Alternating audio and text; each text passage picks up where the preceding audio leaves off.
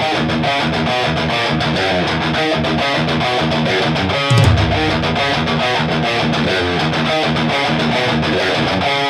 are ready and waiting for you now. If it's a fight that you dare see, we've acquired our strength through pain. No more are we pathetic game. You are the reason why we claim that we've all become this way.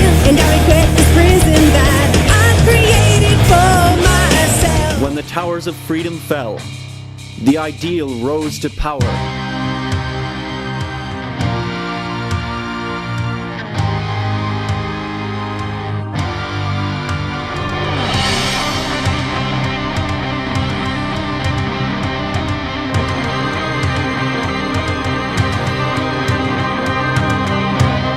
Hypothesis of Giants, Book 1, The Assumption.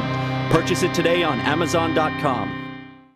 Welcome to the Music is Life podcast. This is your host, Lou Mavs. Thank you for watching on YouTube on the Music is Life podcast channel or listening wherever you can download your podcasts on every available streaming platform. Rat Salad Review is now on Pandora, so now they can hear me on Pandora. Remember Pandora? Oh my God, Pandora. I still listen to Pandora, actually. Oh, all right. Well, then there you I'm go. one of the few. I'm one of the few that still do it. Well, subscribe to Rat Salad Review Network on Pandora.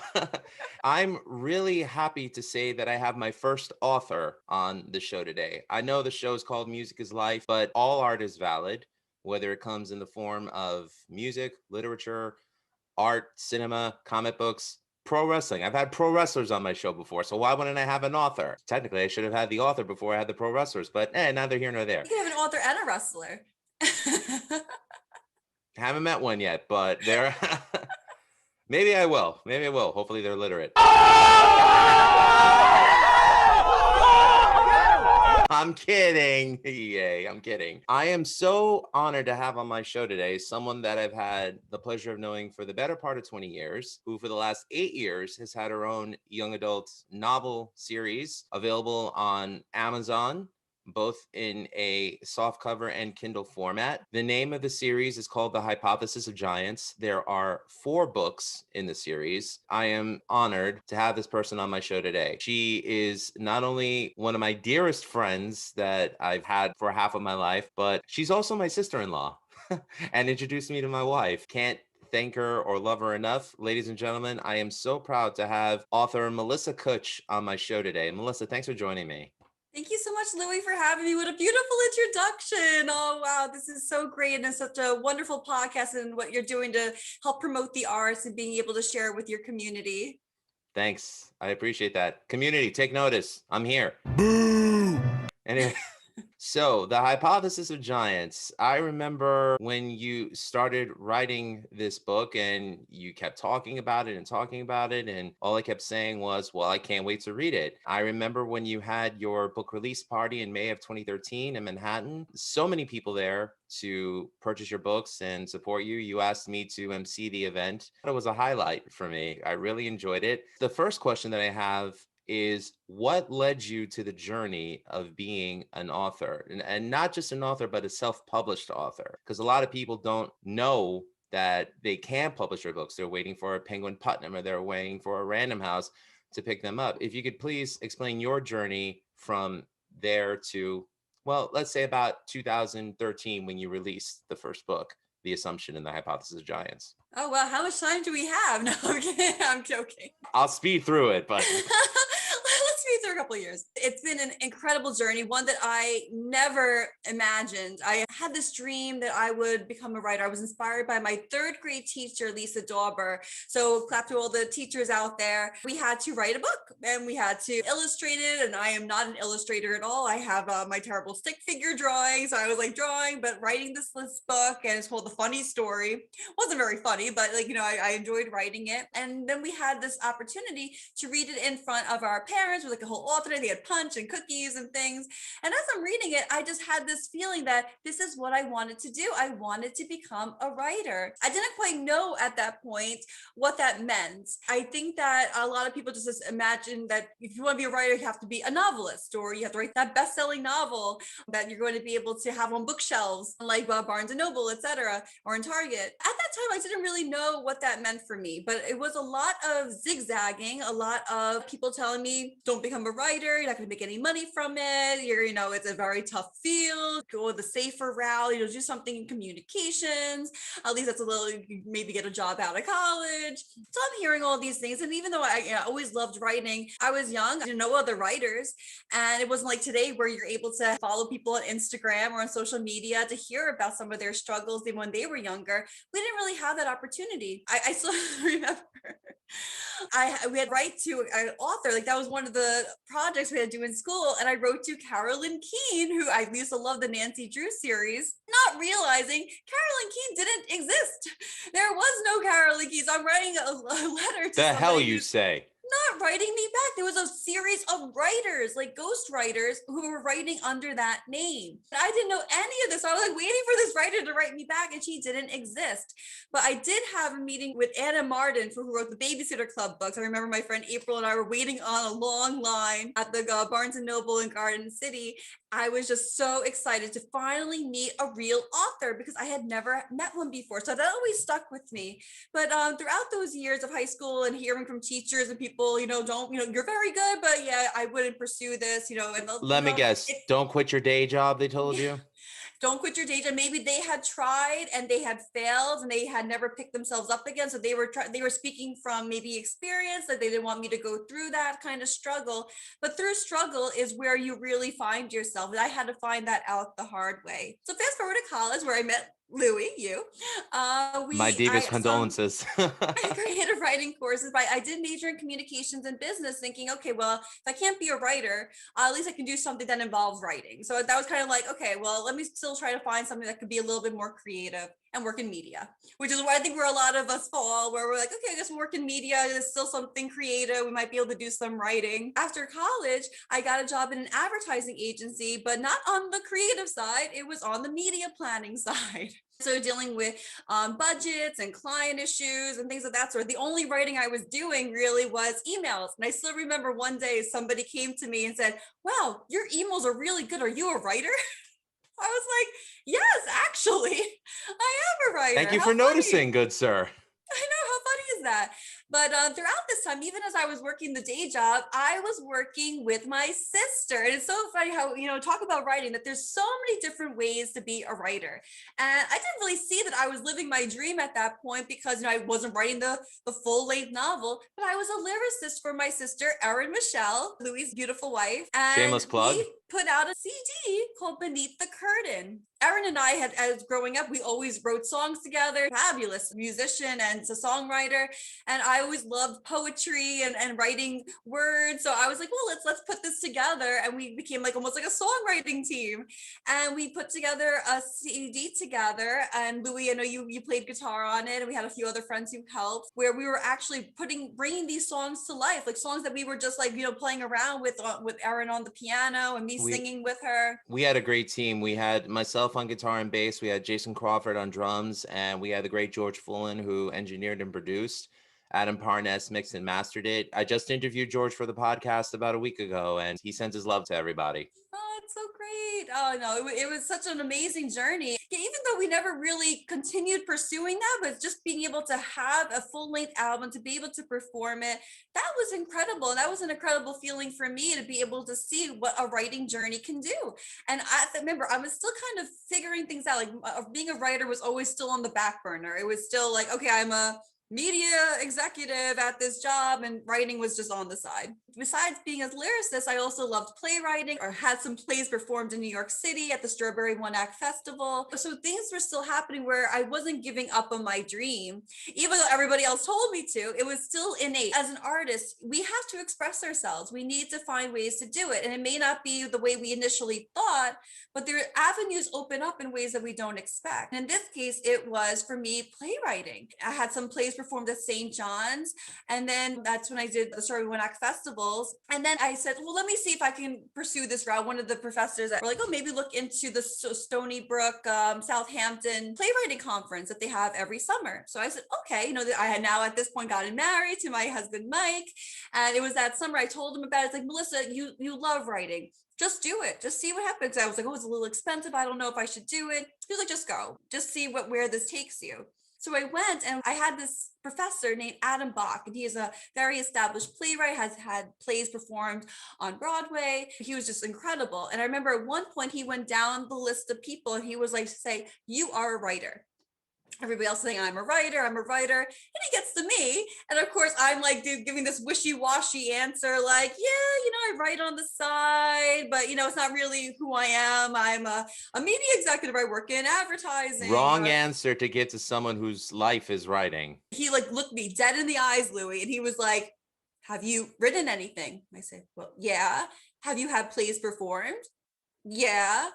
You are a writer. That was the spark. That was ever from all the people in my life who said, you can't be a writer, you can't, that's not who you are. You have to get the safe day job and all this backup plan. It was at that moment I realized, yes, I am a writer. That's who I am. That's a part of my identity. That's what I love to do. Why am I fighting this? Why am I hiding from this? Is it out of fear? Is it not knowing like what to expect in the unknown?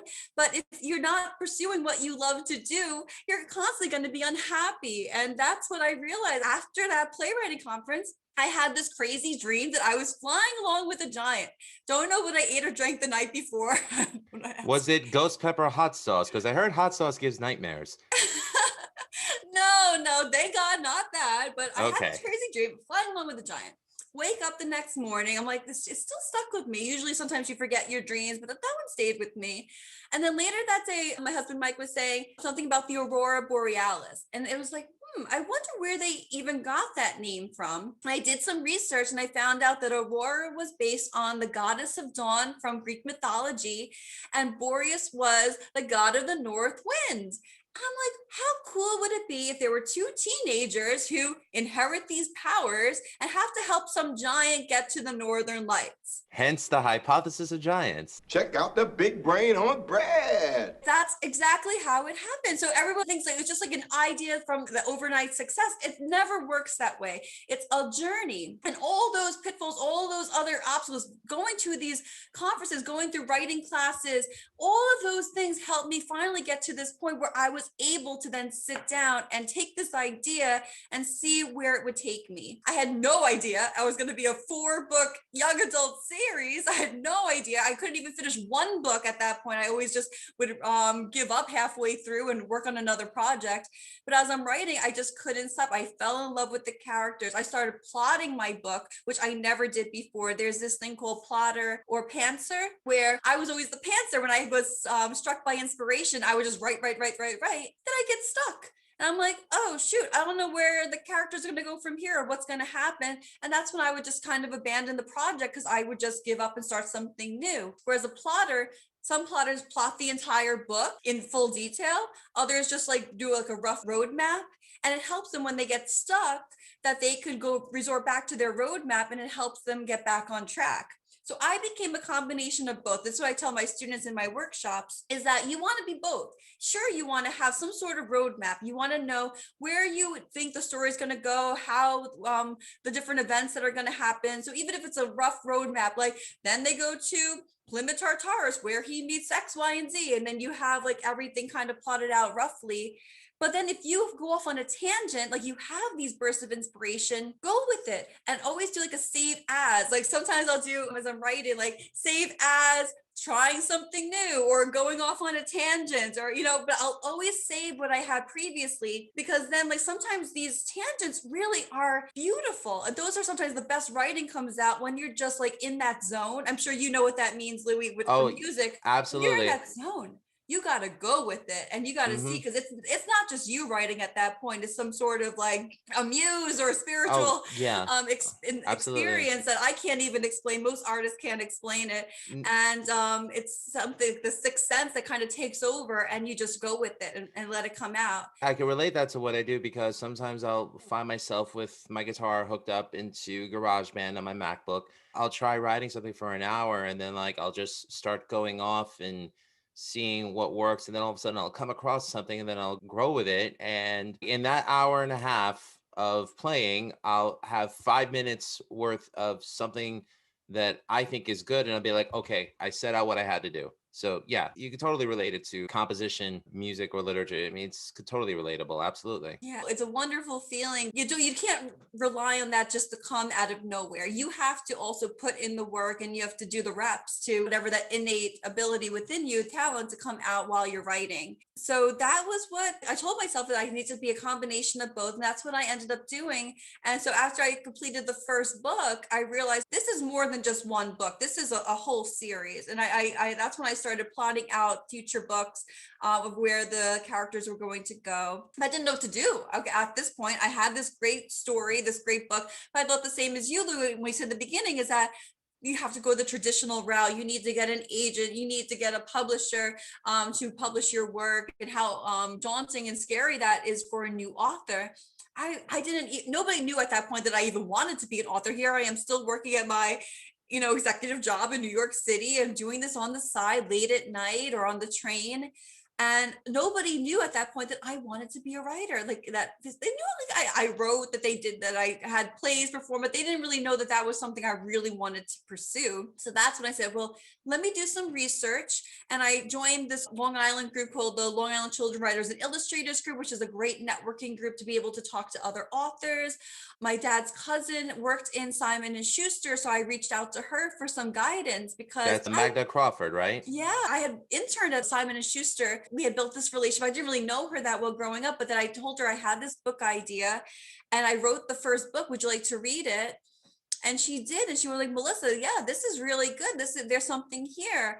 And then she was saying a lot of new authors, even if they get published the traditional route, a lot of the heavy lifting still falls on new authors, because just the publishing houses don't have the budgets that they used to be able to support all these authors and projects. So she said sometimes what new authors will do is they'll build a name for themselves, maybe do a self-publishing route first, and then they will look into the traditional route later once they have some sort of following and some sort of way that they can show how they can market and promote themselves. You pulled a great marketing strategy when the sequel to The Hunger Games came out around November 2013. Book one was out for The Hypothesis of Giants. You had this opportunity fall upon you where for 1 week, you could show a 30-second ad for book one. I love the shameless plug for your book. Great coffee cup. When am I getting mine? I got me this. I'm like, I love it. You approached the UA Westbury on Brush Hollow Road in Westbury, New York. You had this opportunity to have a 30-second advertisement for your book appear for 1 week before The Hunger Games aired. When this opportunity came upon you, you picked a selection of one of Aaron's songs. Myself, Doc Reinhardt, Aaron, and Gary Factora of the band, formerly of the band Snakes and Arrows, currently at Panic, worked in an entire day to make sure that we created an updated version of the song that would have been perfect for the advertisement. And for 1 week, this ad showed, and we actually bought tickets to the Hunger Games saying, oh my God, are they actually going to show it? And they did. And I swear, I heard people in the back go, oh my God, who is this author? They were blown away by the 30-second ad. I'm hoping it led into sales for you, because that was so awesome seeing your stuff marketed in a movie theater. That was crazy. That was just an incredible feeling. I think it was at that moment when people were coming up for my autograph and things like little things like that kind of like, wow, that was so amazing. That's so incredible. Because as you're on this journey where there are times that you deal with self-doubt as an artist, especially, we have these moments like, what are we doing? Like, nobody wants to hear our songs or read our books. Like, who are we for people to do this? Why not us? Why not us? And I had to keep facing this self-doubt voice, that voice in the back of my head saying no. It just, when that fear comes up, I call it the jerk. The jerk comes up. I say, nope, I'm not listening to you. I'm going to do it anyway. Brendan Burchard, who's a life coach, he says, like, just show up. You just go and just show up. If you're scared, that's a good sign. And you just keep going. When you feel that sense of like holding back, just push forward, because that means like your brain is conditioned to try to stop you from prehistoric, survival times, from doing something new or something that's going to really help you. Like sometimes fear holds you back because it just doesn't understand that this is actually a good thing. This is actually going to help me, help spread my word, and be able to help inspire others. Yeah. So that's why I tell people, if you feel that sense of self-doubt, just be like, nope, click it off, do it anyway, because that means that you're on the right path. Yeah, and that movie deal didn't just happen either. For indie authors, musicians, you need to wear many hats. Oh, And they yes. warn you about this because, if you go the traditional route, you have a marketing department, you have a PR team, you have editorial department. But when you do it yourself, you are on your own. It's up to you to now find and network with other people. And thankfully, I have my wonderful friends from St. John's in media, and being able to work with Louie and my sister Erin to write a song. They're amazing musicians. Hey, would you We're guys all like to right. write a song for my trailer? Ernie Leag, who is an incredible editor. Hey, can you do a trailer for me? He did my wedding video. I knew he was good. Hey, would you be interested in this? This was a whole area he didn't even know existed. Big shout out So to Ernie Leug. and so this is something that I think for a lot of authors, musicians, artists, we need to make use of the people we know. And if we don't know them yet, then this is our opportunity to be able to get to know them and to put ourselves out there and get and support their work, build a relationship, and then say, hey, how can we help each other? Maybe they need an author to help write something for them to promote their song, or vice versa, that we need a song to help promote our books. So there's so many different ways that we can cross promote and support each other as artists. And that's what I ended up doing. And working in media at an advertising agency, even though I was on the client side, I had to build media plans for my accounts. And this was one opportunity, doing an ad at a movie theater that they had brought to us. Sometimes the vendors would come and talk to give us their little pitch about what they have to offer for our clients. And I always remembered, I kept it in the back of my head, I would love to do something like this for my book when I do publish it. At that point, I think I was still in the process of writing the book too. And I always remember that if I could do it and time it with the Hunger Games, like that would be so ideal, because my book series is dystopian fantasy. So it is, I call it like Harry Potter meets the Hunger Games, where it has, the fantasy element, but it also has a dystopian theme where these teenagers are in the United States of the common good, where certain freedoms like freedom of religion and freedom of speech have been taken away from them. And so they're up against this government to try to, that's trying to stop them from reaching the Northern Lights. When you can find something like that to help promote your book, your song, just make sure you have a good team with you that you can definitely work with. And if you don't have that yet, that's okay. There's so many people that groups that you can reach out to for indie authors, indie musicians, like this show that Louie's doing to bring different artists together. Because you might be like, oh my God, I always wanted to know more about this. If I could write a song for a book trailer, this, like, indie authors are taking off and they need resources like this. So this could be an avenue for you too, for getting your music out there.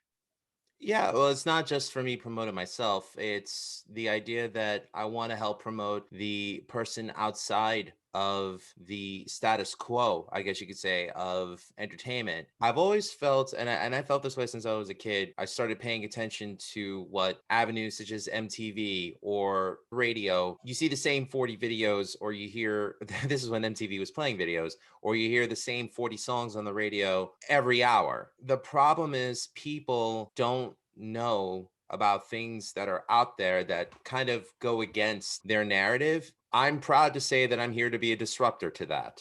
I'm proud to say that I'm out there speaking for the little guy. The first episode of my podcast was, don't worry about the money. It will come. Just get your art out there. I'm proud to say that I learned that from you. You just put it out there. And here I was chasing this dream myself of, finding my voice as a musician. Here I was succumbing to this fear in my head, or as you call it, the jerk. I call it Greek guilt. So it was my mom's voice all the time yelling in my head. Love you, Mom. The truth is, they say stress is the most silent killer. I say fear is the biggest killer. Why live your whole life hating yourself that you never took that one chance? And I'm here to promote those people who are taking that chance. I think it's important. It needs to be out there. Like I said, I'm here to disrupt the status quo, and I'm proud of it. I'm so glad you said that, Louie, too, because I just finished Napoleon Hill's book, Think and Grow Rich. Phenomenal book. If you haven't picked it up, definitely pick it up, no matter what area you are in your life, because it talks about those type of fears that hold people back, especially artists. One of the biggest killer of dreams is procrastination. I can't tell you how many people have come up to me since I published my book. Melissa, I always wanted to write a book. I have this great idea. And I said, great. What have you started? What have you written so far? I would love to read it. Oh, I haven't started writing yet. And I said, wait, what?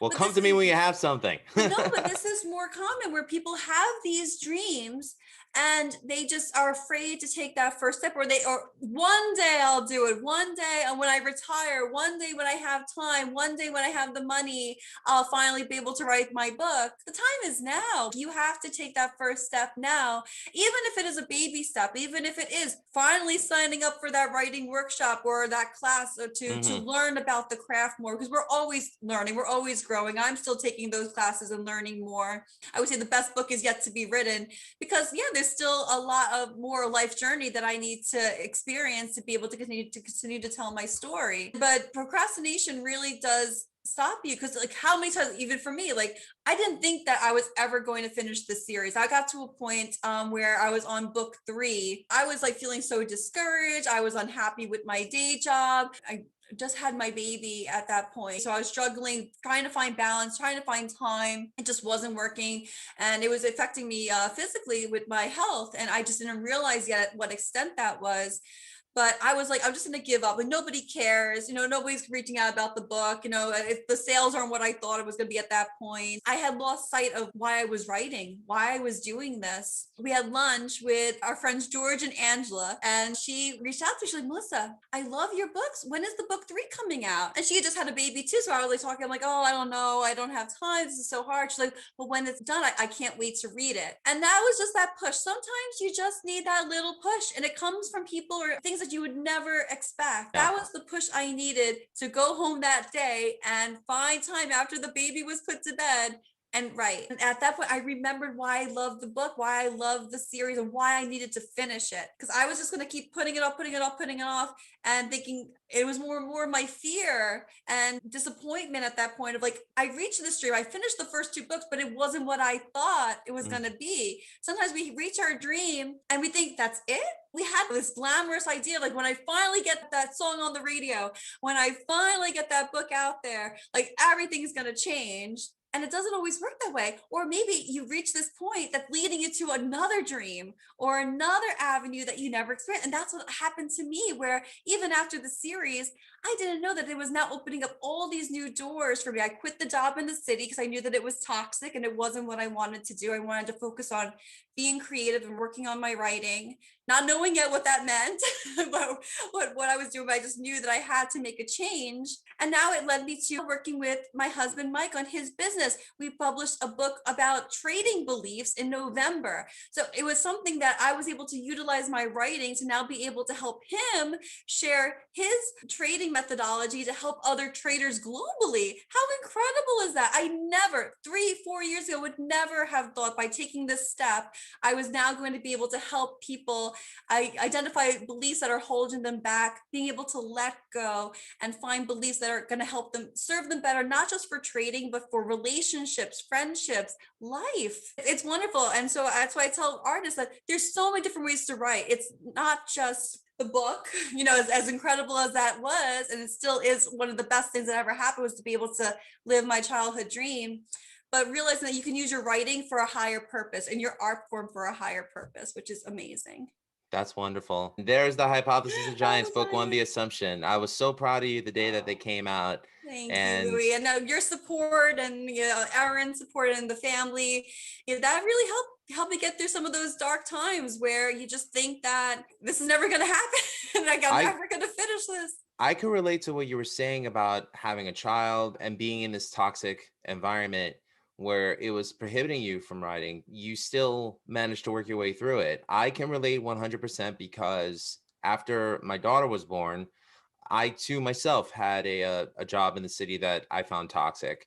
I wanted to be close to home. I wanted to do something more along the lines of what I wanted to do. Unfortunately, there came a point where I was unemployed and I was on unemployment and driving Uber to make a little extra cash for my family to pay our bills and whatever. At the time that I was actually on unemployment was around the time that your husband, Mike, said, now's the time for you to start that podcast. It was because of the time that I had unemployed and as a father that I started the podcast, got a job shortly after, a full-time job, but I kept the podcast going because it was something that I enjoyed. So the way I judge myself right now is, yes, I'm a husband, I'm a father, I'm a podcaster and I'm a musician, and I have a job to help pay the bills. You, as the artist or the creator, need to make the time because there's not enough hours in a day. That's the one issue that I take with life, is that there's not enough hours in a day for you to do everything that you want to do, but you do need to make the time. The trajectory that I went on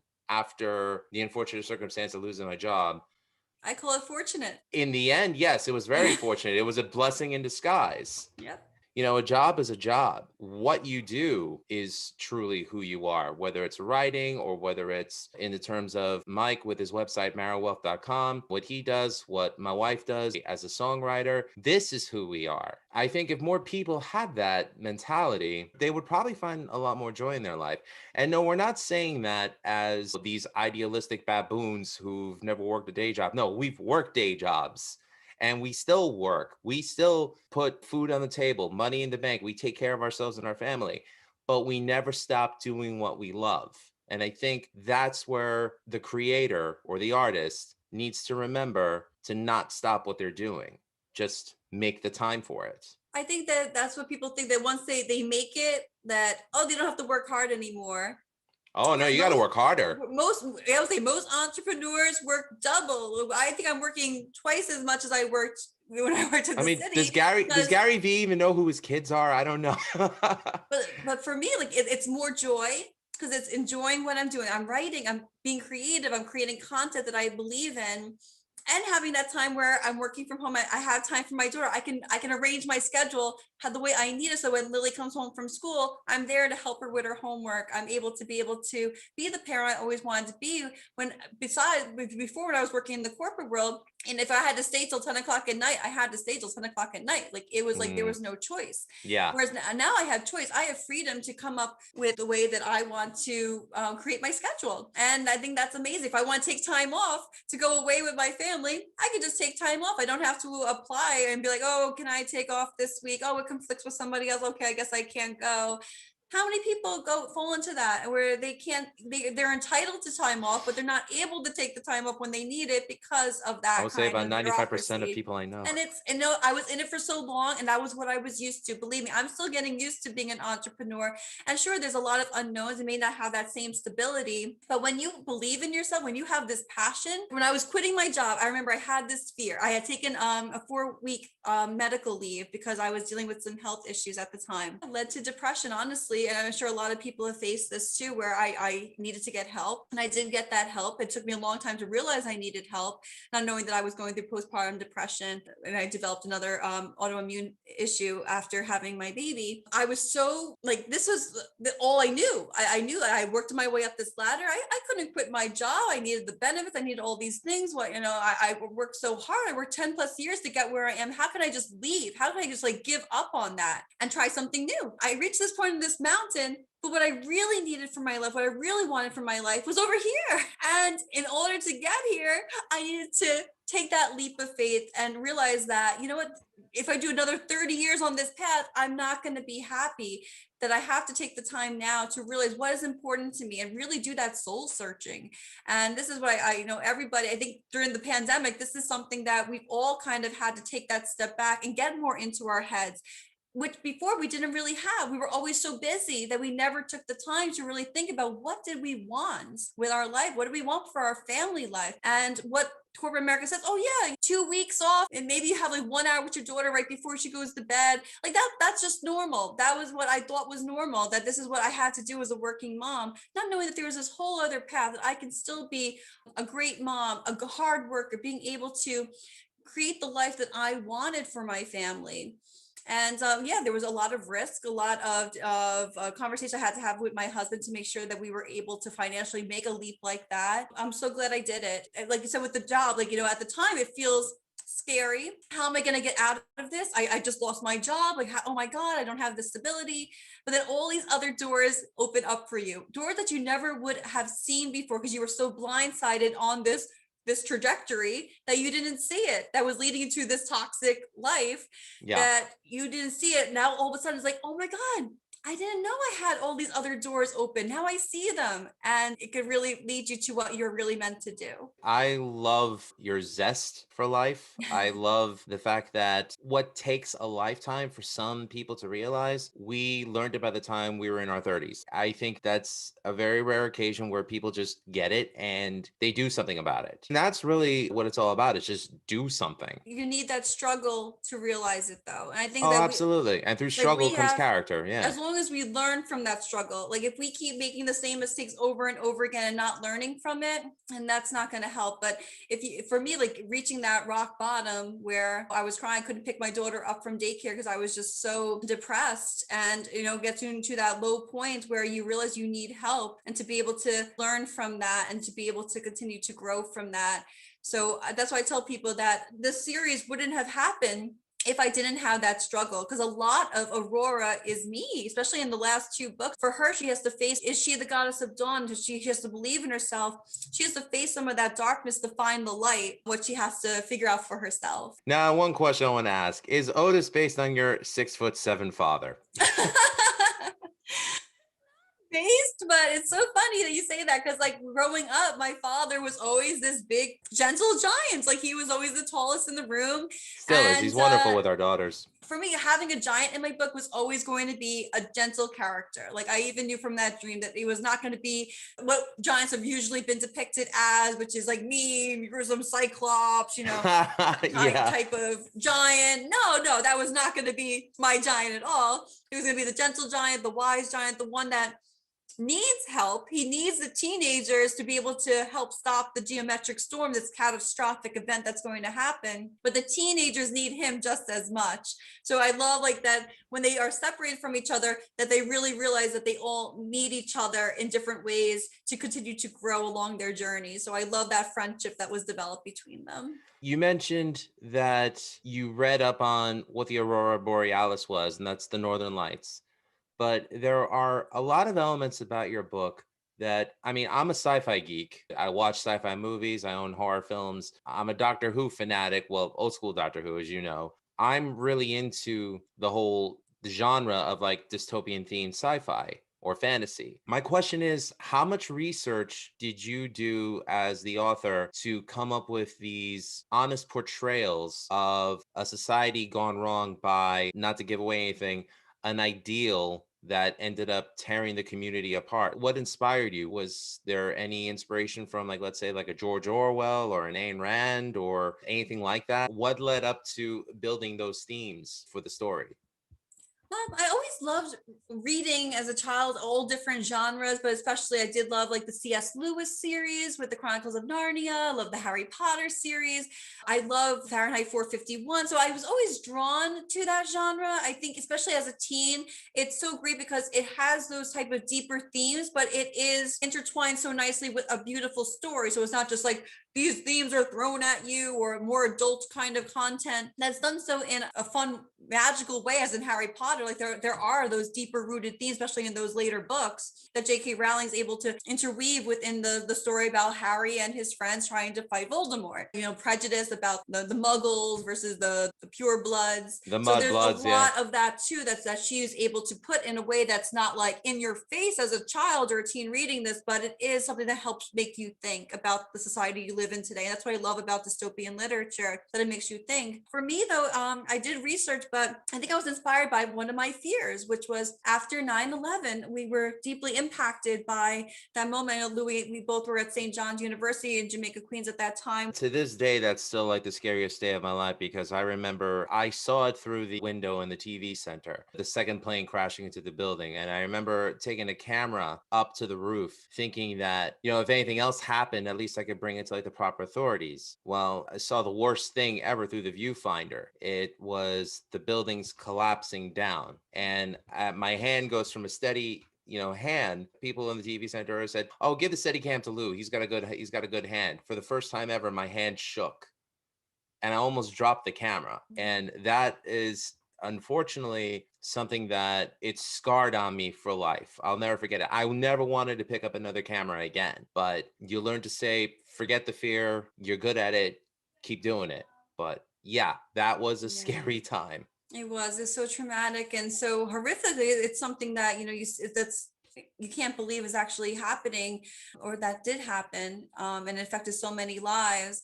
And it definitely scarred all of us who were there in some way, or who had watched it or had seen it or experienced it. But for me, afterwards, what I always remembered though was how New Yorkers came together. I always will remember that, like, despite that darkness, how people came together to give blood, to help people across all nationalities, races, you name it. We were all coming together as a people to, in our time of grief, to help each other. But then shortly after that, that was when all the propaganda of hate against Muslims started happening. And some of our friends that were Muslims and were being attacked, or Oh yeah. verbally attacked. And it was really a Even tough and scary time. even my Indian friends who were non-Muslim were getting attacked. And I was just like, what the hell? People are people. Not everyone of that faith or that culture is of that toxic ideology. And that's It was exactly what I ridiculous. started thinking. 'Cause I have a Catholic faith, but I've always been a very faithful person, and appreciation of all religions and all faiths, and that, we need to respect and love each other. At the end of the day, we're all human. We all trying to figure out why we're here. And Agreed. after all that started happening, I started fearing, like, what if religion was going to be abolished, or one ideal or one person was going to come out and try to say that we need to abolish that religion or all religions, because that is what caused this kind of hate. This is what caused this atrocity to happen. So I have in my book that the towers of freedom had fallen. Like, that's actually something that happened in my series. And that's when Inspector Harold is the person who wrote his book, because he lost somebody he loved in that event. And now, almost like Hitler or one of these other totalitarian leaders, using that kind of hate and rhetoric to expand and to build a following. That's what ended up inspiring me to create this type of world. And I tell my students, I teach teens about writing, and for dystopian, I think one of the things they say is, if it's something that you fear, that's something that we can even say about what happened right now with this pandemic. This could have been a fear of what would this world have been like living in this type of environment, and what characters are going to rise above that to be able to help. And that's when Aurora and Boris became the type of heroes that we needed in this type of world I was creating. One of the awesome things about your story is, as a musician, as I was reading along, I could hear the soundtrack for it as I was reading it. Like, I could hear it in my head. And even like when I go back and like reread book one, the same soundtrack still appears in my head. Like, you paint such a beautiful picture in these stories. I love that, the soundtrack of the book, like, you have a soundtrack as you're reading. Yeah. That's beautiful. Wow. Well, I'm a nutcase. What do you want? No, I absolutely love that. I wonder if other people do that for my book or other books. I think that that's beautifully, because maybe it's something we have the ability to create, like you're in this world, and like you're in the almost like a movie in your mind. I'm a big fan of progressive rock, especially the band Rush, and they have an album out that was released in 1976. I almost said 1776. I've been around a long time. Well, there was an album called 2112 where it talks about a world where things like music and art were shunned by the leaders of the people there. They've not only abandoned all art, but they've completely made it illegal. Like, it's a crime against society to even do it. Being a fan of that album, and not that I'm necessarily tying it into the book, because obviously it's two completely different entities, but as a music fan, it reminded me of why I love that album so much, because they are true to life stories of what affects people the most. What if something that you love is taken from you? What if something that you've never realized has value in your life gets taken from you? Freedom is something that people should cherish, and they should respect it, and they should roll with it. Otherwise, it will be taken away from you. But at the same time, though, I've always had this cardinal rule that people should do what they want as long as they don't hurt anybody, especially kids or defenseless animals. The idea of anyone taking a freedom from you, whether it's speech, whether it's religion, or whether it's the right to peaceful protest, anyone takes that away from you, we're screwed. We're all in this together. And you see that, you can read that in this book. It speaks about the negative aspects of the human condition, and it speaks to the positive parts of the human condition. I think you captured lightning in a bottle. And for the people out there that are saying, I'm only saying this because she's family, No, has nothing to do with that. Because one thing I've always tried to do is maintain my objectivity. All right. And regardless of how much Melissa has been a positive person in my life that I'm grateful to have, even if I didn't know her, I'd still love these damn books. That's just what I want to say about it. Thank you, Louis. Your check's in the mail. 1 peso. No, but that really means so much to me. Thank you. And like that's what this is all about. Great artists will find each other and to be able to help support each other. I've supported Louis even when I didn't even listen to Ozzy Osbourne or heavy metal when he was playing in these type of cover bands. I was there front and center in the mosh pit, not knowing how to mosh. Now, We Melissa, you don't we mosh go like this, out of our okay? way to help each other. I was like, what on earth is going on? I was like, what is happening? What brought Melissa and me together actually was our love of this guy. That's right, the Marx Brothers. Because me and Jay Crawford, Peanuts to you. that's exactly what it was. Me and Jay Crawford were walking away from Melissa, and I told Jay in regards to you, I said, man, wouldn't you like to join the club and beat her over the head with it? And then you responded, peanuts to you. And we looked and we're like, she got it. She got the punchline. That's right. Marx Brothers, baby. Oh, yeah. Yeah. Groucho Marx is my spirit animal. So you've wrapped up all 4 series. They're available on Amazon. And you've also mentioned your plays, which I was very proud to say I was your sound man twice for both plays that you did at the Strawberry One Act Play Festival. I think it was Tea Under the Lilac Tree. And the other one was, hold on, I wanted to make sure. There. Mismatched socks. There. Okay. Forget the first one. They were very well written. You wrote those 2 plays and you wrote The Hypothesis of Giants, but there's nothing about them that says it's from the same author. It's different. You did something that a lot of artists don't get to do. You were able to write a situation in 3 different situations where there were no parallels. It was a sign of growth as a writer, meaning that you didn't repeat yourself. How do you think you went about doing that? This is something, if you are considering, or if you are an indie artist, musician, writer, you name it, we have the freedom to grow, to try new things, to experiment.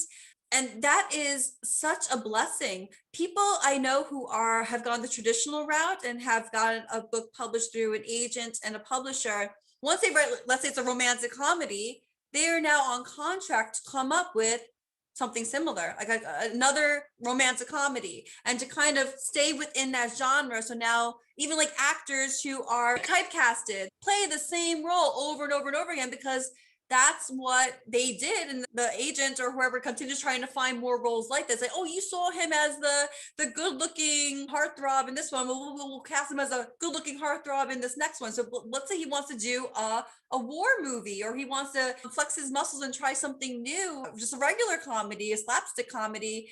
They don't have that opportunity to do that as much, or the fans might be like, oh, that's not what we like you as, and then the movie flops. So there are certain actors who are able to rise above that. I think Jim Carrey is one of them, and a few others, of course, have been able to break out of that mold. It is something for an author, especially an indie author, to have the ability to write plays, comedies, for me to write young adult fiction, and then now be able to write a self, development book, and who knows what else is next on the docket.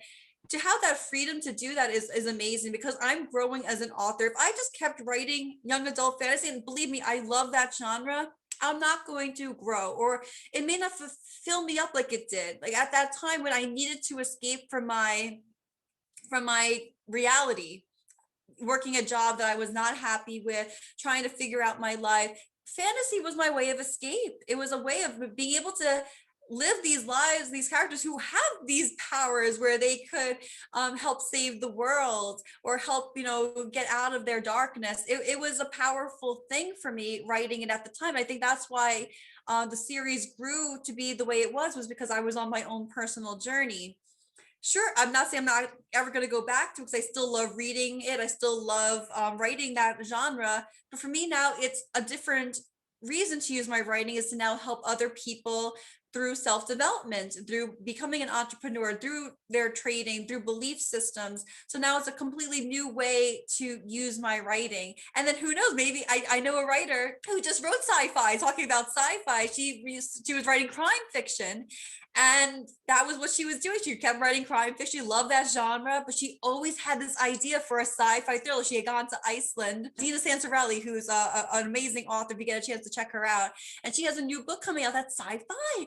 And she was so excited because she was like, I never thought I was going to be able to write this genre. And then she ended up loving it because she had the setting that she knew that she wanted to do it based on her experience in Iceland. And what if this thing happened? So I think this is your time. Experiment, try new things. If you fail, if people don't read it, that's okay. There's another book, there's another song that you're going to be putting out there. And if you're doing it for you, that's the most important thing. Is figure out what is your reason for doing your art form. Why the are writer you doing it just to writes. sell millions of copies? So you just want to do what everybody else is doing? And if that's what your reason, that's fine. Absolutely. Whatever your reason is, as long as you know that's why you are doing it.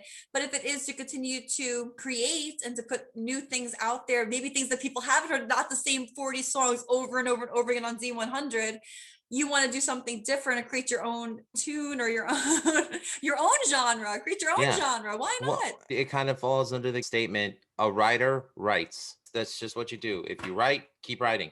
If you play, keep playing. And knowing the rules are important. I tell the teens that also. Even for music, you need to know the notes. You need to know how to play a regular song before you can now break the rules or break them in some way to create your own sound or to create your own. Of course, your own- you need the fundamentals Yeah. before you can even think about going your own route, because how else are you going to build your foundation? You have the foundation of learning like the theory and learning the basics, but then to get where you want to be as a writer, you need to take all those influences and all those rules and put them in a blender, and then out comes, well, that's that's the best way I could put it. I love that analogy, the blender. I absolutely love that.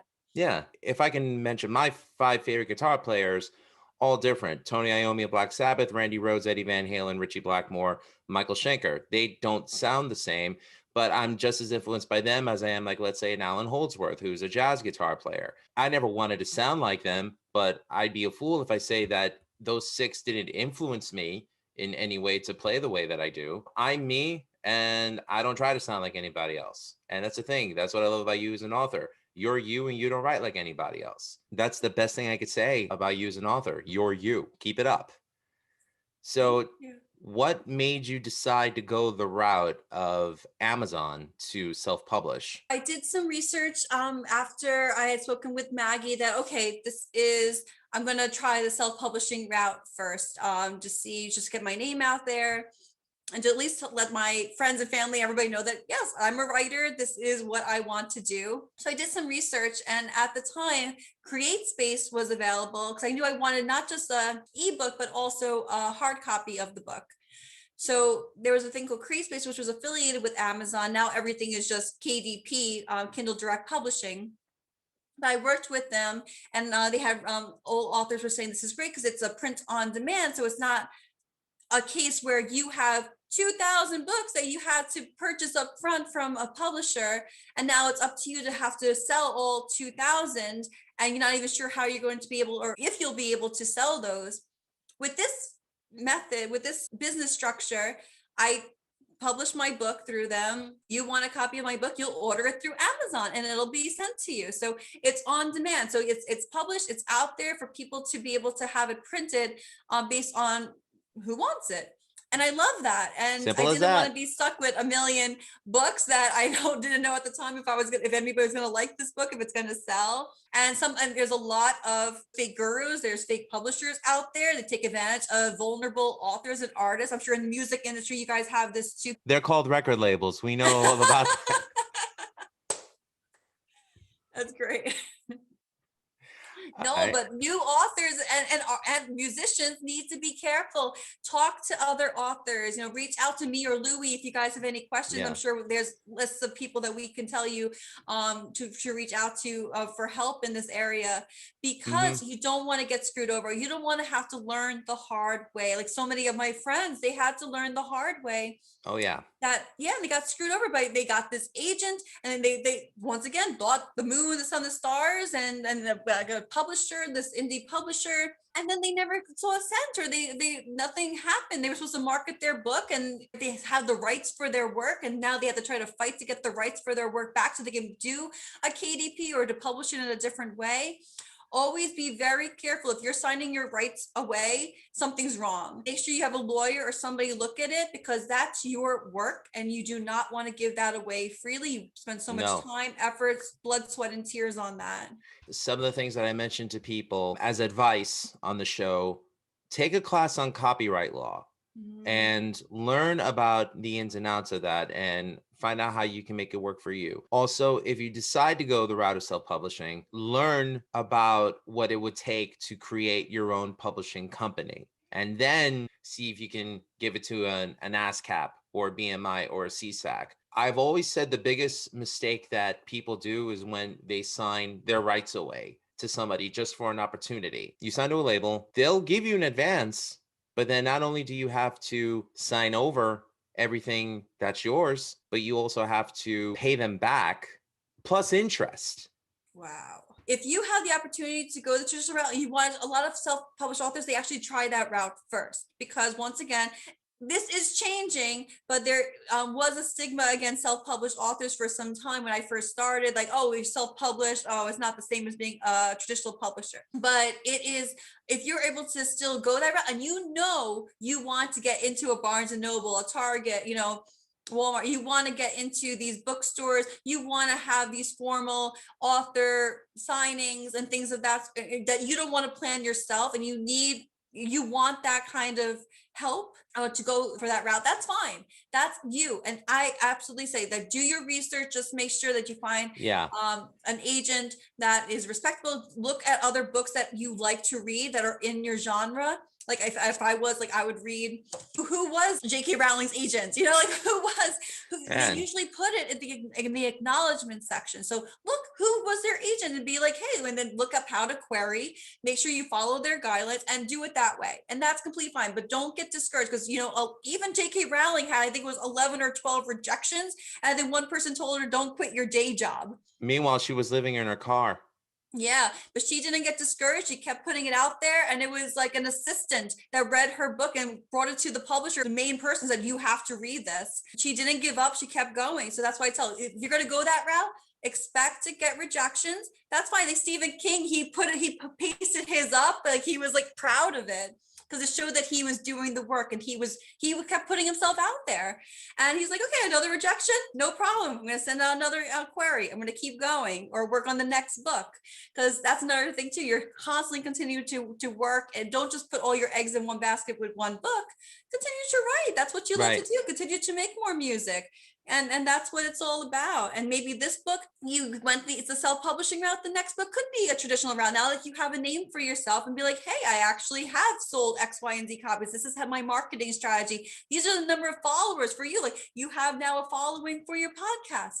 So those are all things that they're going to now take notice and be like, hey, let me actually check out your work and see what you have to offer. Do it yourself. But if you want to go that route, like Melissa said, do your research. Yes, absolutely. Because unfortunately, and it's so sad to say that people take advantage of our dreams and our hopes, and they use it for their gain. And it's so horrible, but it has happened to my friend. So just be wary. Any fine print that says like you need to pay in advance, that's a big one. You need to put money up in advance, not for like getting an editor, like those type of services. Yes, you do need an editor. If you need to create a graphic cover, you need to pay for a cover artist. But if the publisher is saying, oh, you need to pay me $1,000 in advance, red flag, like do not pay. Oh yeah, that's crazy very amounts of money up front that doesn't make sense. It's very reminiscent of pay to play that bands used to do prior to the pandemic, where if you wanted to jump on the bill, you had to sell 40 tickets just to get on, and that was never fun, and I don't recommend it. Yeah. Last question. We're living in a pretty tumultuous time right now for artists. There's this whole Twitter mob mentality, cancel culture that is hitting artists because they're deemed offensive for whatever reason, or there's something within their art form that is not agreed upon by this loud minority. And as a result, there's this hashtag cancel so and so type going on. I think art is meant to be consumed by anyone who have it. And as long as it falls within the confines of legal and non-harmful, then people should have the right to decide if they want to consume it or not have others choose for you for it to be completely erased. As an artist, how do you respond to a lot of this mob mentality that is going against artists? I think art is powerful, and I think every voice should be heard. I think that the purpose of art is to be able to express ourselves. And what is the core reason why we do what we do is because we want to express ourselves, and we express something that's bothering us, something that is hurting us, or that is troubling us. And why I wrote the series was there was a fear that I needed to get out and be able to work it out through my art form. And that's what I ended up doing, or going on my own personal health journey. And, it got to a point where, it was such a beautiful, powerful lesson that I wanted to be able to share it to help others. So that was the reason behind why I do my art, that I want to help others. But I think that there has been unfortunate history in the publishing history where they were denying certain voices to be heard, or they weren't being as promoted as much as certain, people. And so I think that there is a step in the right direction where more voices are now being heard. People are now seeing themselves in ways that they never were before. Like even as a woman, being able to see more female heroines and not just the damsel in distress or type of roles that I grew up with, where now that there's strong female characters that are now being portrayed, not just in my work, but in other people's work. I think that that's amazing for people of different nationalities and cultures to finally have their voices heard is incredible. Now, I think that there is another side, which is like you mentioned, the cancel culture, where someone disagrees with what you believe, you get offended, and now all of a sudden you wanted to make sure that that can't be for anybody else. This is your own view, and that's something that people have to remember too, is like, you're not gonna love everything. Even people have said like, nice book, but it wasn't for me, or they didn't like it. That's okay. I don't like every book I read, but I don't go about saying cancel this or nobody else should read this. It's based on your interpretation of the work too. Like even as I put things out, my book, it's not out for the world to interpret the way they want. It takes on a life of its own based on what the person who's reading it is experiencing in their own life. Now it takes on a new life for them. So I think that we have to be careful about cancel. I know that there was that whole thing with even books like Huckleberry Finn or To Kill a Mockingbird, that they were trying to prevent young kids from reading those books because it talked about some tough subjects about slavery.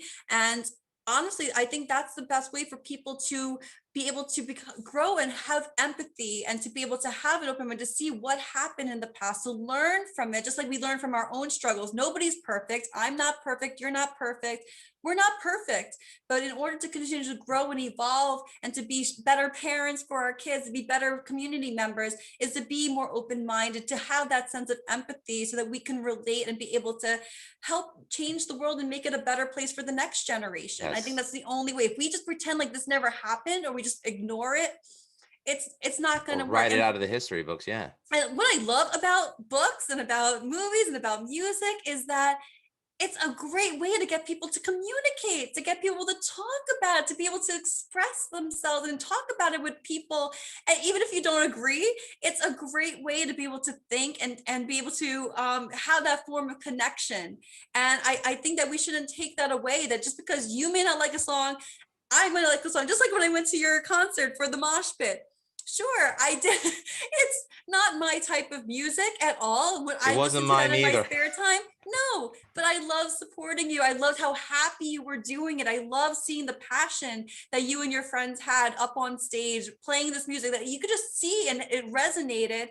That's what it's all about. It's about being able to understand each other's differences and still be able to be there to support and love each other no matter what.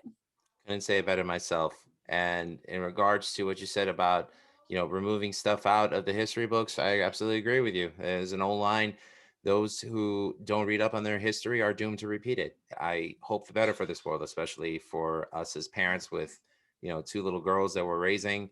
We want the best for them. But I will say this, what I mostly love about the hypothesis of giants is the character development. And you write these characters out without pandering to any particular ideology. Instead, you just focus on the character. And I think that's so important. And I think that's a trait that's lost amongst writers, whether it's in books or comics. And it's a breath of fresh air. I can't thank you enough for writing great characters that I would be proud to show these books to my daughter, not just because you're her aunt, but because you're a great author. And I think she could find something of value in a character like Aurora. Thank you for writing the blueprint for great characters for kids of today and the future to look up to and admire. You nailed it. Way to go. Thank you so much, Louie. I really appreciate that. If you want to learn more about Melissa Kuch, please go on Amazon, look up Hypothesis of Giants. All 4 books are available as softcover editions or on Kindle. And Melissa, where else can people find you? You can also find me on my website, www.melissakuch.com, and also on Instagram, Melissa Kuch Author, as well as on Facebook. Yes. Who designed the book covers then? I went through Deranged Doctor, which is incredible service. If you are doing the fantasy genre, they specialize in fantasy covers, and I love that name.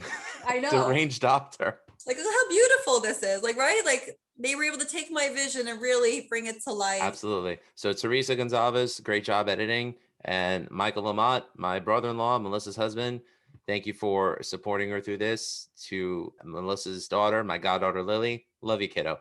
And I want to thank everybody for watching the Music is Life podcast or listening to it. Please like and subscribe, and also check out the Rad Salad Review Network. I host the show every Wednesday with Wayne Noon, the High Muckety Muck of Rad Salad Review, and Greg Noggle, the Grand Poobah. Just also hosted my recent episode of Screams for the Grave, and also want to give out a big shout out to the other shows on the Rat Salad Review Network, including Beyond Bushido with James and EA, The Right Opinion with Harrison Bergeron, the South Park's podcast, Suck My... You get the point. You've seen South Park. You know what it's about. I have a hard time saying that podcast title. And also Old Man Metal, the countless podcasts that you can... and of course, Ralph Vieira and Vieira Vault, who's now returned with the Rock and Metal Combat podcast with Wadzilla himself, Ian Wadley. So a lot more content to be on the Rat Salad Review Network. And I'm proud now to have this interview with the great author, Melissa Kuch, available on video format on YouTube and on audio format on Apple Podcasts, Google Podcasts, Spotify, Amazon, and Pandora. That still drives me nuts to this day, freaking Pandora. But anyways, Melissa, I can't thank you enough for doing the show with me today. Thank you so much. Thank you so much for having me, Louie. Keep doing what you're doing. Keep, promoting the arts and the music, because I think you're right. People need this now more than ever. So love you. Thank you. Mwah, mwah. Love you too. Thanks, everyone. Have a good night. Cheers.